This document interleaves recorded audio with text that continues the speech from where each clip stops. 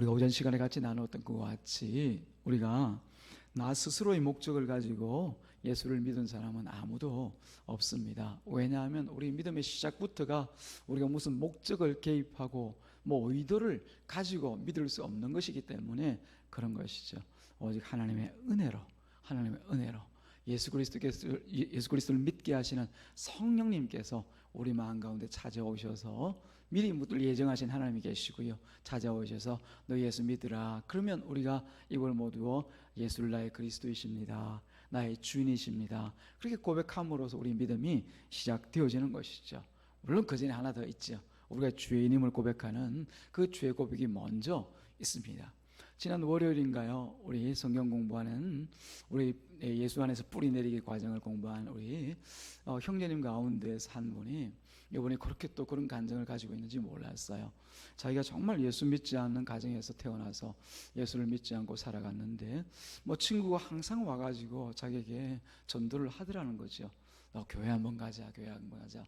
이 간단한 말이 사실 뭐 전도라고 할 수는 없지만, 그런 어쨌든 전도의 마음을 가지고서 이렇게 가자 그렇게 한 거죠. 그때마다 자기는 얘기했대요. 갈게.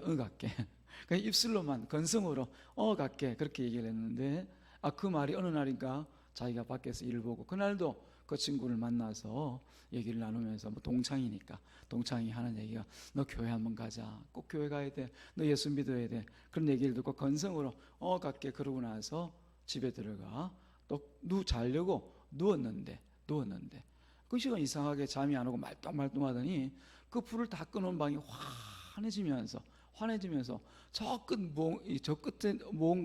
끝 어딘가에 누가 있어서 자기를 부르는 것 같더래요. 그래서 뭔가 내가 잘못하고 내 꿈인가 생신가 그러고 나서 그곳을 바라보니까 자기가 상상만 해왔던 그 예수가 그 자리에 있더라는 겁니다. 그러고 나서 그 예수가 얘야 이렇게 부르는데 그 소리를 듣고 나서 순간적으로 자신의 죄가, 그 처절했던 자신의 죄가 드러나면서 그 죄 가운데 견디지를 못하고 그래서 울었는데, 얼마나 울었던지 자기가 나중에 그 현장을 보니, 그 자기 자리를 보니까 이 방바닥이 그냥 뭐 흥건하게 젖어 있더래요. 눈물 얼마나 흘려야 흥건해집니까? 그런 과정을 통해서 결국 그 다음 날로 교회를 가서 예수를 믿는데, 그때 이후로 예수님이 살아계신가 안 계신가, 혹은 예수님이 뭐 있는가 없는가 이런 데 대해서는 전혀 의심도 전혀 뭐 거기에 대해서 한 번, 두 번 생각하는 일이 없대요. 살아계신 하나님, 나와 함께 하시는 하나님, 우리 가운데 함께 하시는 하나님, 그것을 믿고 이제 신앙생활을 시작하게 되어진 것이죠. 그렇습니다. 그때 우리 형제가 그렇게 얘기를 하기를, 내가 무슨 의도를 가지고 그 자리에서 예수님 앞에 나가서 이것 해주세요 저것 해주세요, 내가 예수님 만났으니까 야 횡재했네, 이 예수님이 뭘 신통한 분이라면서 나 병도 고쳐주시고 이것도 하고 저것도 하고, 그런 생각이 아니라 오직 자신의 지은 그 죄 앞에서 어찌할 바 모르고 그야말로 눈물 외에는 하나님 그 주님 앞에서 감당할 길이 없어서 울고불고 이 죄 용서해 주시라고, 근데 마지막에 안아주시는 그 따뜻한 품 안에서 그야말로 자신이 진정 이 예수로부터 내가 구원받았다는 사실을 믿게 되었노라, 그렇게 얘기를 하였던 것이죠. 자기 의지가 없어요. 자기 목적이 없어요. 자기 의도가 없어요. 나 뭐 예수 믿어서 뭘 하겠다 이게 없어요. 그냥 죄인 된 자신을 불러서 구원해 주시는 바로 그 주님이 그 자리에 계셨더라는 것이죠. 그렇습니다. 우리가 뭐 비견한 예로, 우리가 태어날 때 스스로 목적을 가지고 태어난 사람이 있겠습니까? 아무도 없죠. 태어나서 이렇게 할래 그러고 엄마 뱃속에 들어가서 그때부터 태어난 사람이 없지 않습니까? 처음부터 내 목적을 가지고 태어나서 살아가는 사람은 아무도 없습니다. 이 믿음과 신앙생활도 마찬가지로 이와 같이 처음부터 하나님의 목적에 사로잡혀서 붙들려서 우리가 이 땅에 살아가게 되어지는 것이죠. 신자라는 이름을 가지고, 또 성도라는 이름을 가지고, 또 교회에 속한 하나님의 백성이라는 이름을 가지고 살아가게 되어지는 것이죠. 그러나 예수님은 좀 어떻습니까? 여러분, 오늘 좀 예수님에 관한 얘기를 오늘 하려고 하는데 너무 길게 하진 않을 테니까 여러분들이 좀 집중해서 들어주셨으면 좋겠어요. 예수에 관한 얘기를 하자면 여기 1시간이 뭐 시간이 많겠습니까? 10시간이고 혹은 20시간이고 해도 모자랄 시간입니다만은, 이 예수님에 대해서 여러분 가운데 함께 나누고 싶은 것은, 이 예수님은 우리와 달리 처음부터 이 땅에 태어나실 때 목적을 가지고 태어나셨더라는 겁니다. 자기 목적을 스스로가 가지고 태어나셨습니다. 어떤 목적입니까? 우리가 잘 아는 것처럼 저와 여러분과 같은 죄인을 구원하시려는 목적으로 이 땅에 오셨다는 것을 알 수가 있습니다. 성경 여러 군데에서 그런 사실들을 우리에게 밝혀놓고 있죠. 가장 대표적으로 우리가 잘 아는 마태복음 1장 21절 말씀에 보면은 예수님께서 마리아의 뱃속에 잉태되어 있을 때 그 남편 요셉과 함께 있을 때 이 요셉이 어디서 잉태된 아이인가 그야말로 의아해하고 궁금해하고 혹은 또 마음 가운데 이 두려운 마음도 있지 않았겠습니까? 이 여자가, 이 마리아가 어디 가서 애를 배워왔을까라고 하는 그런 마음 가운데 한편으로는 그 마음 가운데 두려운 마음도 있었을 것입니다. 그 두려움이라는 게 좋은 두려움이 아니라 나쁜 두려움으로 말입니다. 그 가운데 천사가 나타납니다. 가브리엘이라는 천사가 나타나서 이 뱃속에 있는 아기에 대해서 말씀을 하시는데 그 말이 어떤 말이었습니까? 바로 그 얘기죠. 아들을 낳으리니 그 이름을 예수로 하라. 이는 그가 자기 백성을 그들의 죄에서 구원할 자이다. 그렇게 말씀을 하시는 거죠. 가만히 그 아이를 그냥 그 아이를 베고 있는 마리아를 끊고자 해서 정혼한 신분에서 이제 버리려고 했던 이 요셉에게 아니야. 그 아이는 성령으로 잉태된 아이야. 사람을 통하여서 어떤 남자를 통해서가 아니라 성령으로 잉태된 아이이기 때문에 처음부터 목적을 가지고 이유를 가지고 태어난 그런 아이야. 그 아이 이름을 예수로 하라. 그 이름도 뜻과 같이 자기 백성들을 구원할 자로 이 땅에 오실 분이야 라고 하는 거죠. 이처럼 예수님은 성령으로 잉태되어 태어나시면서 처음부터 자기 스스로의 목적을 가지고 태어났습니다. 예수님도 그 사실을 아시고요. 또 나중에 공생애를 시작하시면서 이제 그 옆에 있었던 한 사람이 예수님의 오신 목적에 대해서 얘기를 하죠. 누구입니까? 세례 요한이죠.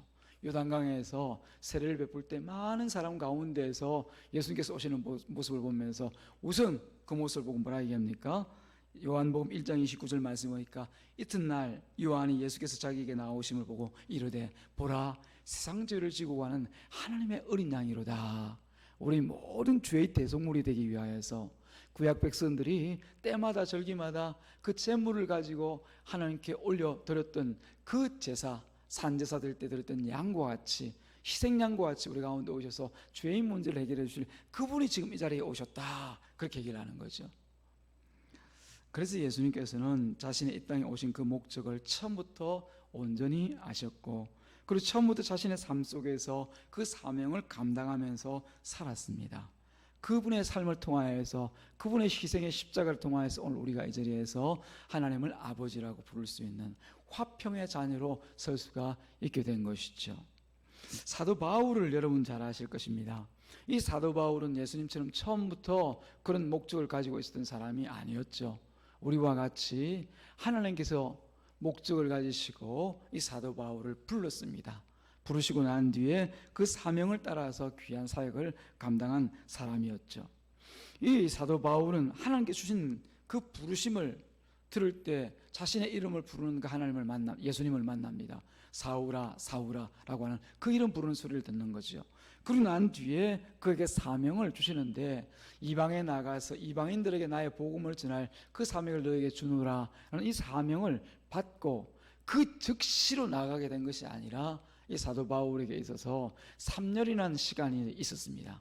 그 3년 동안 내가 과연 연구해왔던 알아왔던 내 속에 젖어왔던 그 구약에 있었던 말씀, 사도 바울은 구약이라고 얘기하지 않겠죠. 그 성경에 있었던 말씀들이 과연 나에게 어떻게 적용되어지는가를 그것을 깊이 돌아보고 살피고 연구했던 것이죠.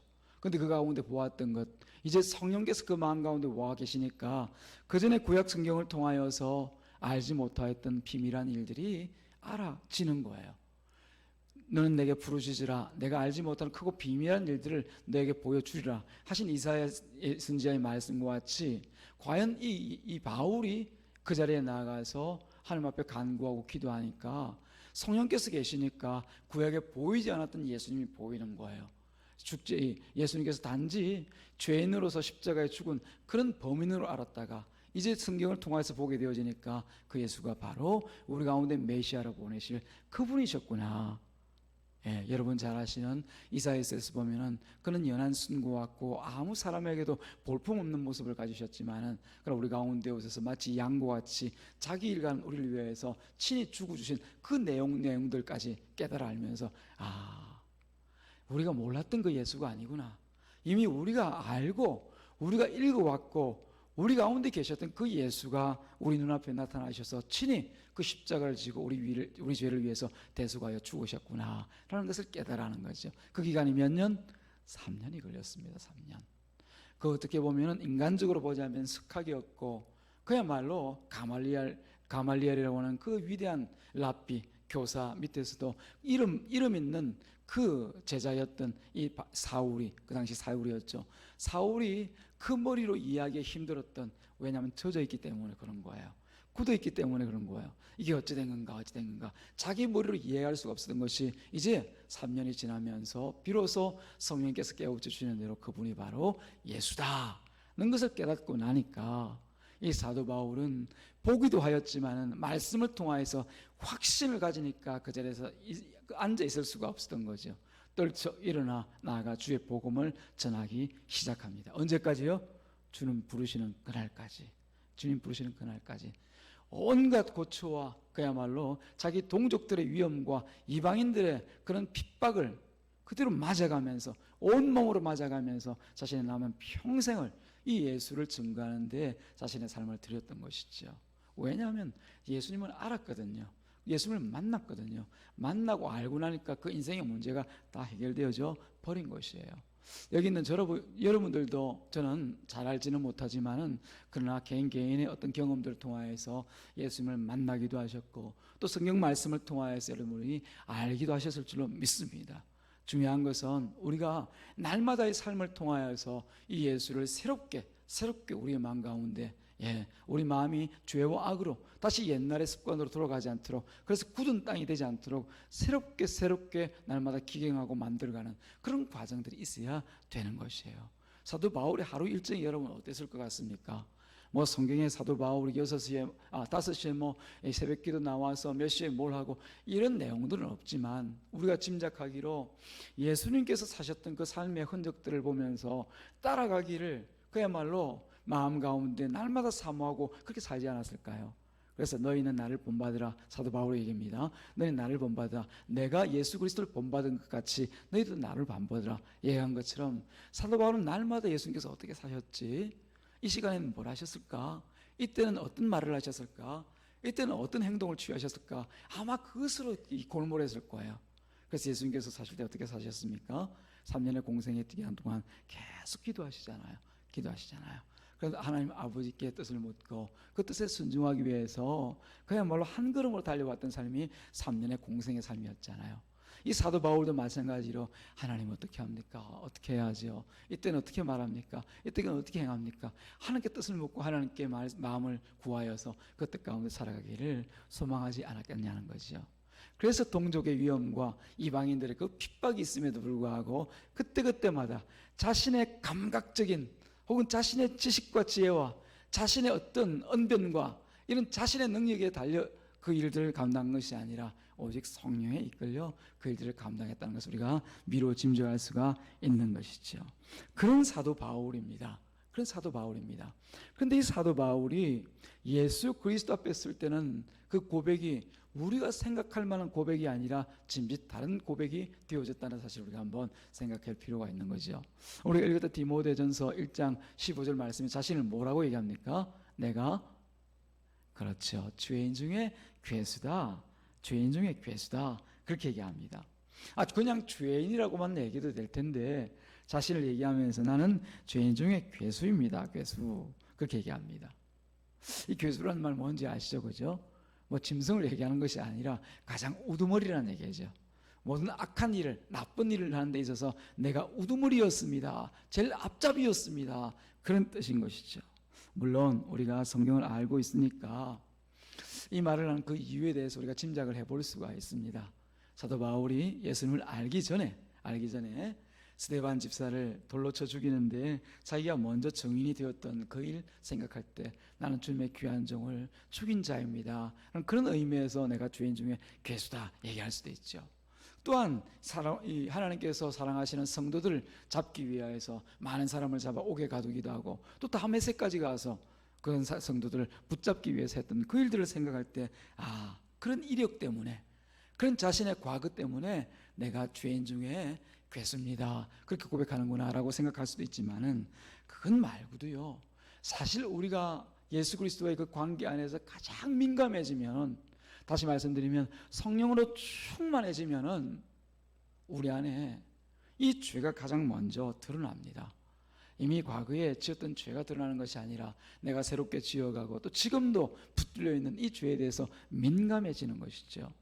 그래서 그 민감함을 따라서 사도 바울이 주님을 바라볼 때마다, 주님, 제가 여전히 주님의 말씀에 순종하고 복종하지 못하고 온전히 주님을 따르지 못하는 내가 죄인 가운데 가장 앞잡입니다, 가장 우두머리입니다, 그런 고백 가운데 주님 앞에 나아가서 주님의 얼굴을 베옵는 것이죠.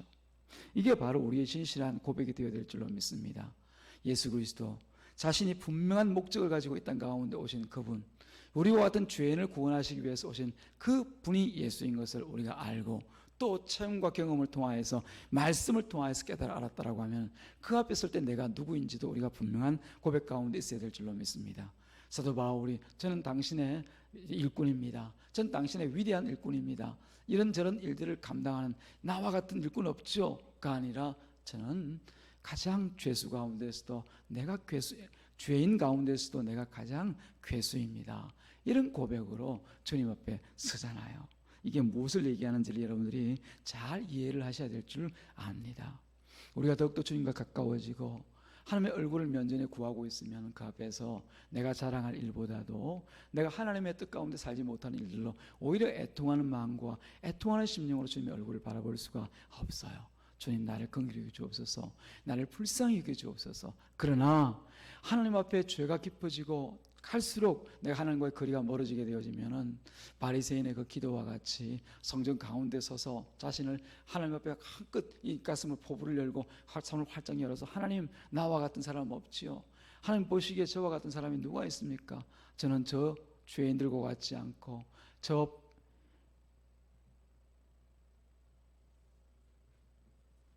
저 세리와 같지 않고 저 창기와 같지 않고 저는 날마다 하루에 한 번씩 혹은 일주일에 두세 번씩 금식하는 사람 아닙니까?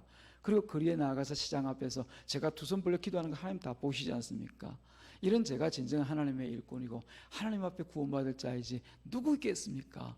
그런 말 하게 되는 것이죠. 어떻게 되면요, 하나님과의 교제가 끊어지고 오히려 말씀 앞에서 나를 세우고자 할 때 그런 일들이 일어나는 것이죠. 사도 바울은 그가 행한 일이 적지 않음에도 불구하고 하나님과의 깊은 교제를 통하여서 그 말씀 앞에 온전히 푹 잠겨서 충만함으로 인하여서 하나님 앞에 고백할 때, 나는 죄인 중에 괴수입니다, 주님, 그렇게 말하고 있죠. 그러고 나서 그 뒤에 있는 디모데전서 1장 16절 말씀을 보니까, 그러나 죄인의 괴수인 내가 긍휼을 입은 까닭은 예수 그리스도께서 내게 먼저 일체 오래 참으심을 보이사 저를 위해서 오랫동안 참으심으로 후에 주를 믿어 영생을 얻는 자들의 본이 되게 하시려고 저를 구원하신 줄로, 저를 부르신 줄로, 저를 사용하신 줄로 믿습니다, 이렇게 얘기하는 거죠. 자기 자랑이 여기 어디 있습니까? 자기를 내세우는 것이 어디 있습니까? 오직 예수 그리스도의 은혜입니다. 나와 같은 이 주인의 괴수가 이렇게 주님 주신 그 은혜 가운데 붙들려 살아갑니다, 그렇게 고백하고 있는 것이죠.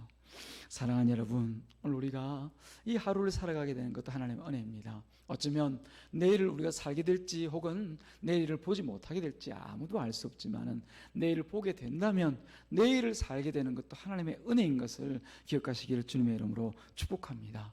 우리와 같은 죄인을 구원하셔서 하나님과 동행하며 살아갈 수 있도록 부르신 주님의 은혜에 더욱 감사하고 기뻐하고, 또 그 길이 어떤 길인지를 날마다 곰곰이 혹은 깊이 묵상하시면서 살아가는 저와 여러분들의 하루하루 삶이 되기를 주님의 이름으로 축복합니다. 기도합니다. 하나님 아버지, 감사합니다.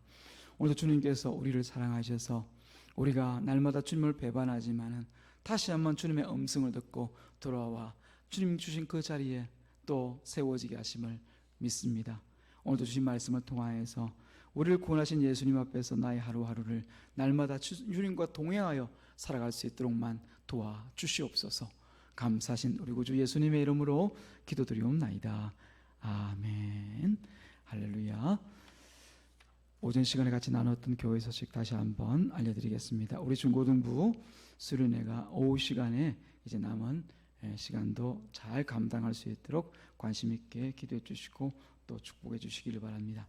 청년부 우리 선교지 탐방을 위해서 오는 8월 18일, 19일 다녀오도록 합니다. 같이 기도해 주시기를 바랍니다. 귀한 빵 맛있게 드신 줄 압니다.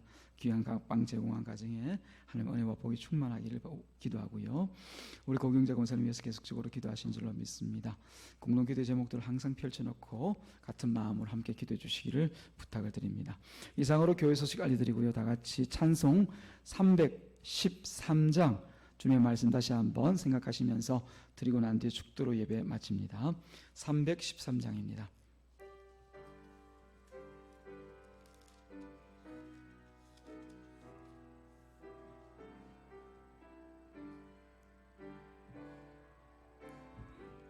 내 임금 예수 내 주여 이 죄인이 주님 앞에 한없는 은혜 받고서 내 생명 모두 드리오니 그 풍성하신 은총을 주 내게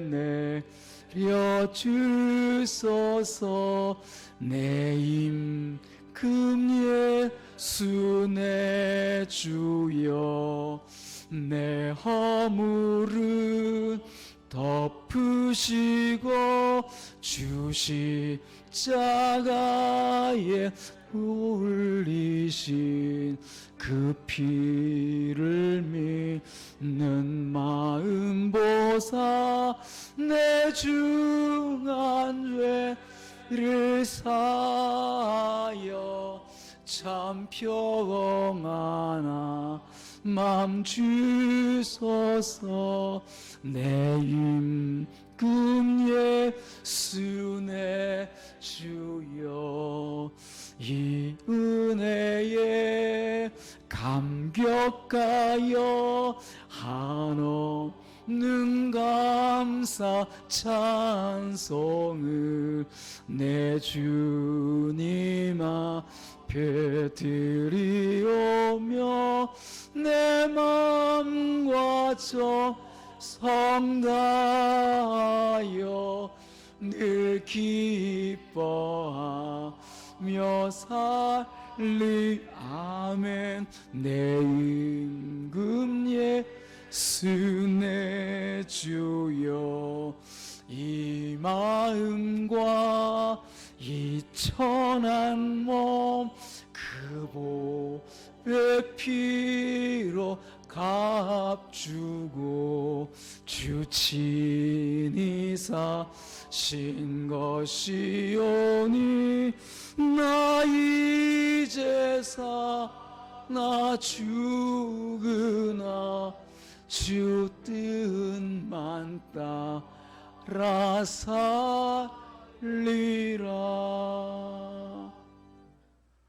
이제는 우리 주인 되신 예수 그리스도의 은혜와 하나님 아버지의 사랑하심과 성령님의 내주 충만 교통하심이 오늘 예배를 하늘 앞에 올려드리며 마음의 중심을 오직 주님께 드리며 살아가기를 소망하는 이 자리에 모인 주의 거룩한 백성들 머리 위에와 주의 몸된 교회 위에 이제로부터 영원토록 함께 있을지어다.